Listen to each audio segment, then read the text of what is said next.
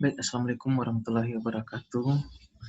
Pada minggu yang lalu kita membahas bersama dengan uh, bintang tamu kita tentang terutama ya tentang peluang bisnis.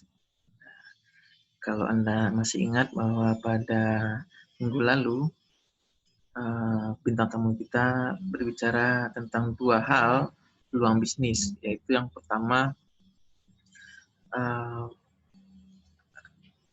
peluang yang berbasis produk. Jadi produk itu memang memiliki kekuatan sehingga bisa menarik konsumen. Itu kalau dalam konsep kewirausahaan dinamakan dengan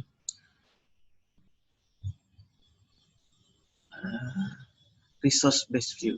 Jadi misalnya ketika Sumatera Barat misalnya memiliki kekuatan di sumber daya alam seperti gambir yang tidak banyak dimiliki oleh daerah lain, maka ketika ada produk-produk yang berbasis gambir seperti kosmetik, ya kosmetik misalnya masker, gitu.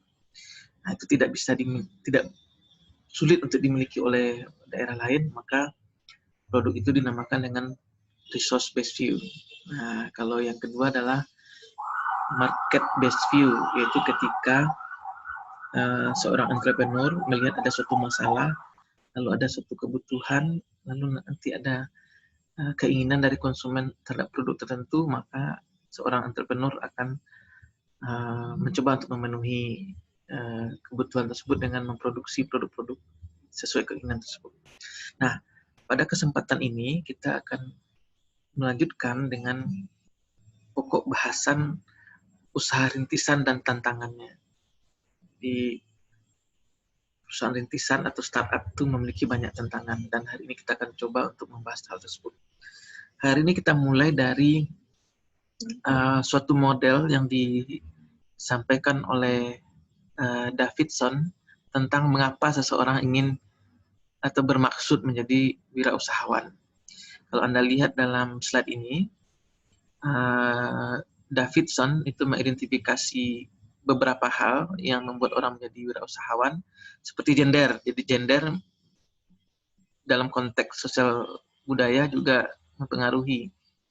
Apakah Anda seorang perempuan atau laki-laki, kadang-kala menentukan juga apakah Anda ingin menjadi wirausahawan. Lalu ada pengalaman, lalu ada pendidikan, lalu ada umur. Lalu dilanjutkan dengan general attitude. Kalau Anda perhatikan, general attitude itu tingkah laku umum ya. Jadi ada orang yang secara alamiah itu suka perubahan, lalu suka berkompetisi, lalu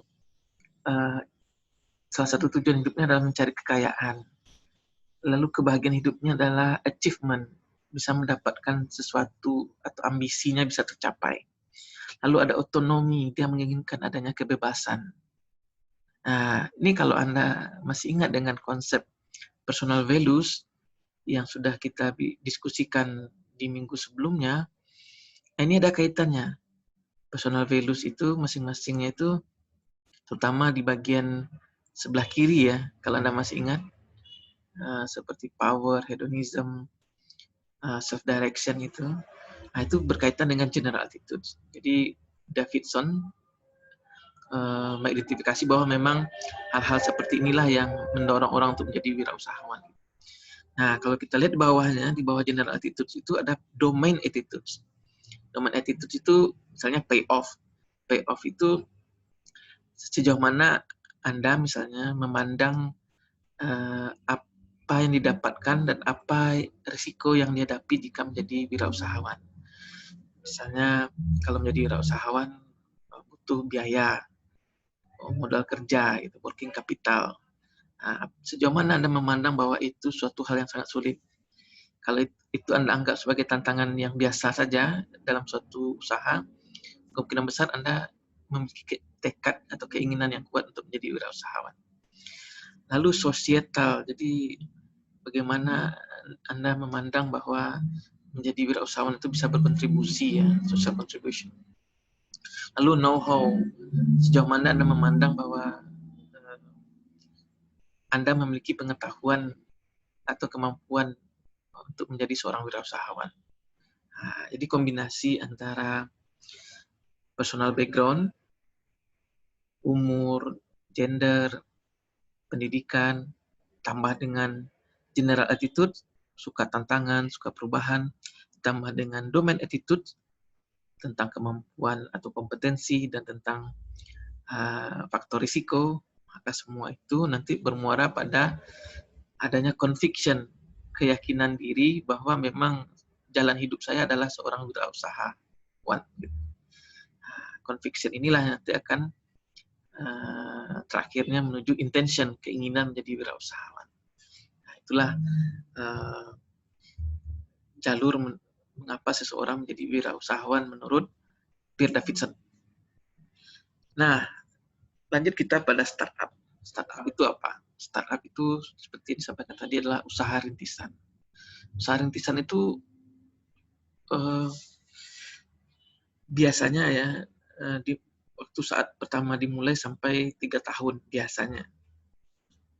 Tapi apa yang membedakannya dari usaha yang lain? Usaha rintisan ini tujuannya adalah scale up. Scale up itu bisa dibesarkan usahanya dalam waktu singkat. Lalu apalagi ciri khas dari startup itu biasanya melibatkan teknologi. Karena membesarkan usaha dalam waktu singkat itu tanpa teknologi akan sangat susah. Gitu. Lalu membutuhkan kesabaran. Mengapa? Di tahap awal, 1 tahun, 2 tahun, sangat bisa jadi Anda belum memiliki penjualan yang memadai. Ada unsur frustasi di sana kalau penjualan tidak memadai.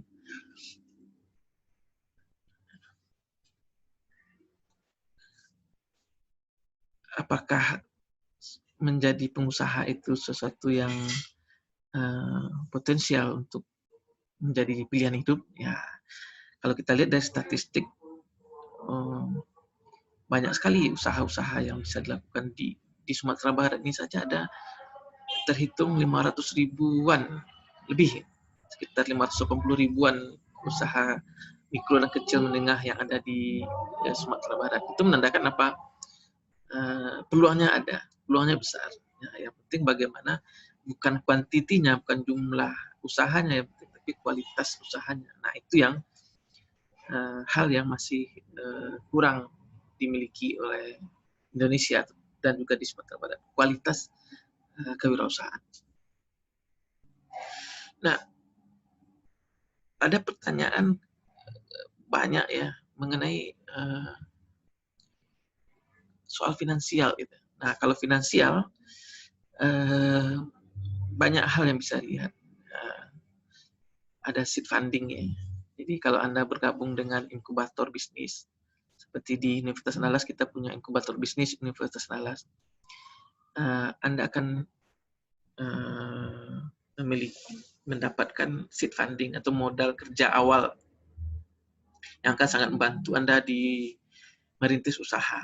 Nah, jadi bergabunglah dengan inkubator jika Anda memiliki bisnis yang berbasis teknologi dan kalau bisa memanfaatkan riset-riset yang ada di Universitas Andalas. Nah, itu akan mendapatkan seed funding dari inkubator bisnis Universitas Andalas.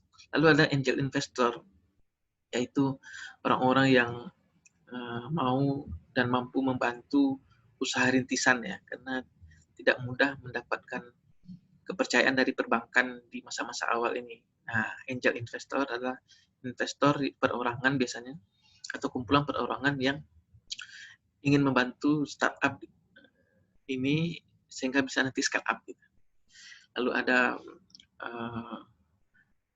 venture capital, VC. Venture capital itu biasanya setelah usaha rintisan itu sudah mulai berkembang, sudah mulai diminati, sudah mulai ada pasarnya, maka VC, venture capital akan menawarkan pendanaan.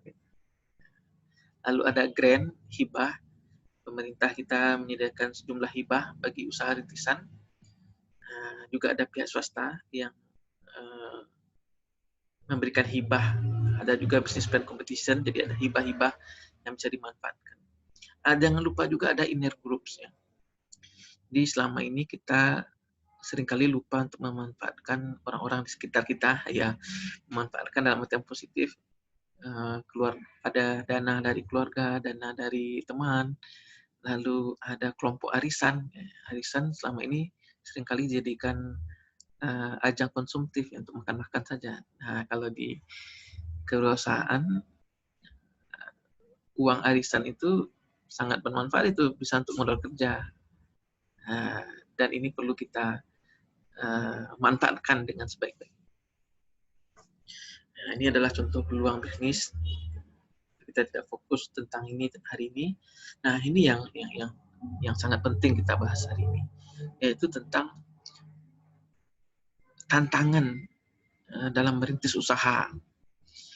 Ya, kalau tadi kita berpikir bahwa menjadi usahawan itu menarik, tapi dari awal saja sudah ada tantangannya, karena seperti disampaikan Davidson tadi, ada general attitudes, ada domain attitude, ada perilaku-perilaku yang mesti dimiliki oleh wirausahawan. Jika dia tidak memiliki perilaku-perilaku tersebut, kemungkinan dia akan merasa kesusahan sedari awal ketika merintis usahanya. Dan ketika merintis usaha itu sendiri juga makin sulit. Nah, kalau Anda lihat di layar ini, ketika suatu startup memulai usahanya, mereka biasanya memulai dari R&D, Research and Development. Coba perhatikan ada kata Research and Development di gambar tersebut. Research and Development itu butuh biaya? Iya, butuh biaya. Butuh tenaga? Iya, butuh tenaga. Butuh waktu? Pasti. Lalu, ketika sudah Research and Development, maka kita membuat prototipe produk. Prototipe itu produk yang sudah mulai nampak bentuk produknya, tapi belum siap jual, masih dalam tahap uji coba gitu. Sampai terus uji coba, tambah dengan teknologi transfer supaya membuat produk itu semakin bagus, semakin memiliki nilai tambah gitu. Lalu ada lagi produk launch, produk diluncurkan, produk di launching gitu. Semua itu butuh biaya, gitu. Butuh tenaga, butuh waktu, butuh konsentrasi tinggi. Sementara di masa-masa itu kemungkinan besar Anda belum memiliki penjualan. Maksudnya belum memiliki pemasukan. Akibatnya apa? Perhatikan di kurva tersebut, ketika R&D, produk launch, lalu makin ke bawah, ada satu titik yang dinamakan Valley of Death, lembah kematian gitu.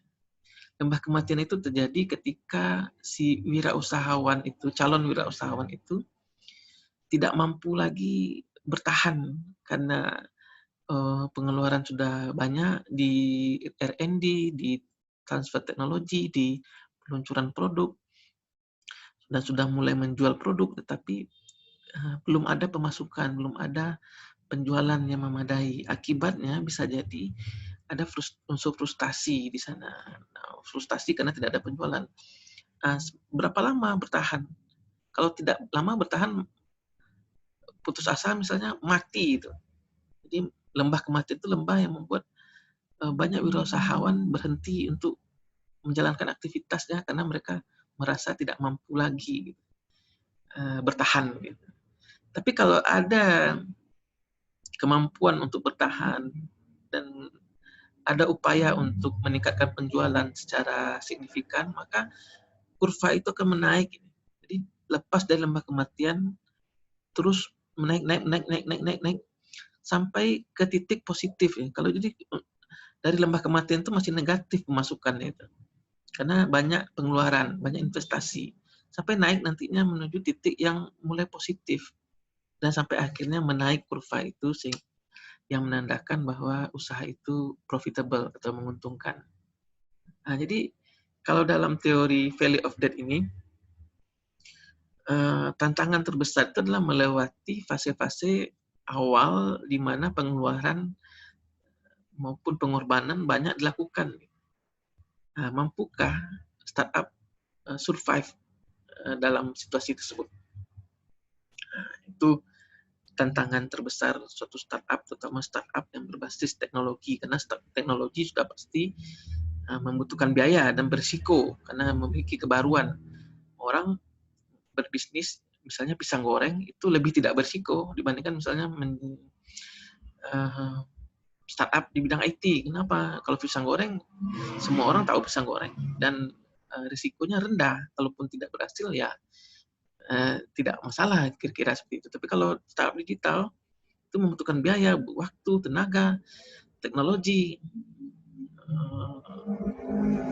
lalu ternyata tidak bisa diterima oleh masyarakat. Nah, itu adalah tantangan yang besar. Tahapan sebelum startup ya, scale up maksud saya. Jadi ada tahapannya ketika Anda pertama itu startup formation stage.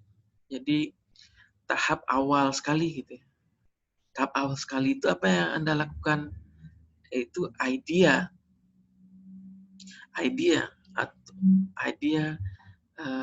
formulation. Jadi bagaimana Anda memformulasikan ide-ide berbasis apa tadi, misalnya berbasis resources atau berbasis market. Dalam tahapan awal ini kemungkinan besar self-funded, artinya dibayar sendiri atau dibayar oleh orang-orang sekitar. Jadi tidak banyak di tahapan ini orang yang memilih ke perbankan misalnya atau ke venture capital. Jadi biasanya orang self-funded. Di sini adalah MVP, namanya nomor satu itu adalah MVP, most viable product. Jadi ide-ide itu banyak, tapi kita coba untuk mewujudkan satu ide saja yang kira-kira nanti bisa menjadi fondasi bagi bisnis ini. Gitu. Nah, fondasi ini juga bisa berarti produk-produk lainnya nanti akan bisa kita lakukan, tapi di waktu berikutnya, bukan saat sekarang, karena kita dalam tahapan ini masih self-funded. Yang kedua adalah stage yang kedua itu validation stage. Validation stage itu adalah kegiatan utama di sana adalah market validation. Jadi ide tadi itu divalidasi juga ke pasar itu. Jadi selama ini kita sering beranggapan bahwa ide yang kita miliki itu sudah pasti dianggap baik oleh pasar. Belum tentu. Jadi setelah ada idea validation, maka ada market validation. Kita tanyakan kepada pasar sasaran kita, apakah produk ini yang telah mulai diwujudkan itu, ini memang sesuai dengan kebutuhan pasar, bahwa ide ini memang produk ini memang bisa diterima oleh pasar. Lalu tahap yang ketiga adalah growth validation. Jadi sejauh mana pertumbuhan Anda divalidasi ya. Bagaimana validasinya? Salah satunya ketika produk Anda itu membuat investor tertarik. Jadi nanti kita belajar tentang business plan. Business plan itu nanti bisa digunakan untuk menarik investor, dan salah satu hal yang penting di sana adalah ketika investor, baik angel investor maupun VC venture capital tertarik, mereka tertarik bukan hanya karena ide, tapi karena ide itu sudah ada terbukti, paling tidak diterima lah, potensi diterima oleh pasar. Nah, itu akan lalu ide itu diwujudkan, ada penjualan diterima baik oleh pasar. Nah, semakin menaik trennya, itu akan semakin menarik investor, angel investor maupun venture capital untuk menanamkan modalnya di usaha ini. Mengapa penanaman modal itu menjadi penting? Karena scale up tadi. Kalau usaha itu hanya untuk local market saja, itu tidak perlu scale up. Tapi kalau ingin merambah pasar yang lebih besar, pasar nasional bahkan internasional, tentu dibutuhkan scale up yang berbasis pendanaan yang cukup besar, dan pendanaan itu biasanya diberikan oleh angel investor dan venture capital. Dan kata kuncinya tadi apa? Produk ini menampakkan potensi yang besar diterima oleh pasar, dan itu akan menarik perhatian investor, karena investor di mana-mana menginginkan adanya return, kembalian yang menguntungkan mereka juga. Jadi secara singkat apa saja tantangan-tantangan dalam merintis usaha. Seperti bisa kita simpulkan dari gambar-gambar tadi, kesulitan memiliki dan memaksimalkan R&D, karena tidak semua usaha memiliki R&D, Research and Development, karena R&D itu berfokus pada teknologi. Nah, sementara teknologi itu juga mahal juga, atau paling tidak membutuhkan biaya juga. Nah, ini tantangannya, banyak startup yang tidak berbasis teknologi, startup makanan, startup fashion, ya tidak mau memiliki atau memanfaatkan teknologi yang ada. Kesulitan pendanaan, iya, karena memang perlu dalam tahap baru, tidak banyak orang yang mau berinvestasi pada usaha pemula. Tetapi tadi, kalau mampu memanfaatkan dana sendiri, potensi dari orang-orang sekitar itu, lalu menampakkan potensi yang lebih besar, nanti akan dilirik oleh investor.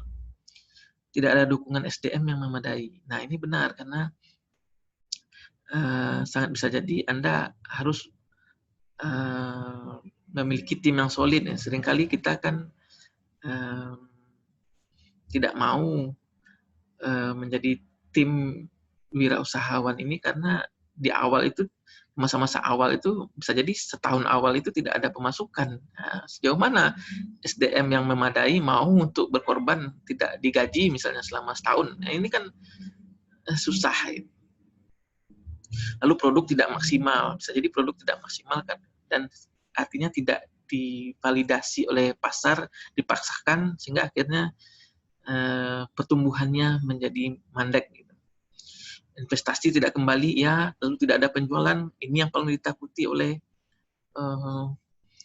startup tadi. Jadi ketika lembah kematian itu banyak pengeluaran, tetapi tidak ada tampak-tampak atau tanda-tanda bahwa ada potensi untuk investasi itu kembali. Gitu. Kalau kata orang, if there is a light at the end of the tunnel, nah itu baru muncul optimisme. Lalu ada peer pressure, jadi ketika Anda menjadi pelaku startup, sementara teman-teman lain mungkin mencemooh, ini sampai kapan Anda mau di sini? Gitu. Atau ketika mereka sudah jadi PNS dan sudah mulai settle hidupnya, sementara Anda masih berjibaku. Nah, ini mulai ada keinginan untuk tidak lagi berkecimpung dalam dunia startup. Nah, itu tantangan yang besar juga. Jadi tantangannya maukah, beranikah, mampukah, plus strategi. Nah, strategi itu yang akan kita bahas dalam kesempatan minggu depan, insya Allah. Baik, kita cukupkan hari ini sampai di sini. Sampai jumpa minggu depan. Mudah-mudahan ada manfaatnya. Pertanyaan dan komentar silakan disampaikan kepada saya lewat WA atau Island. Demikian saja. Wassalamualaikum warahmatullahi wabarakatuh.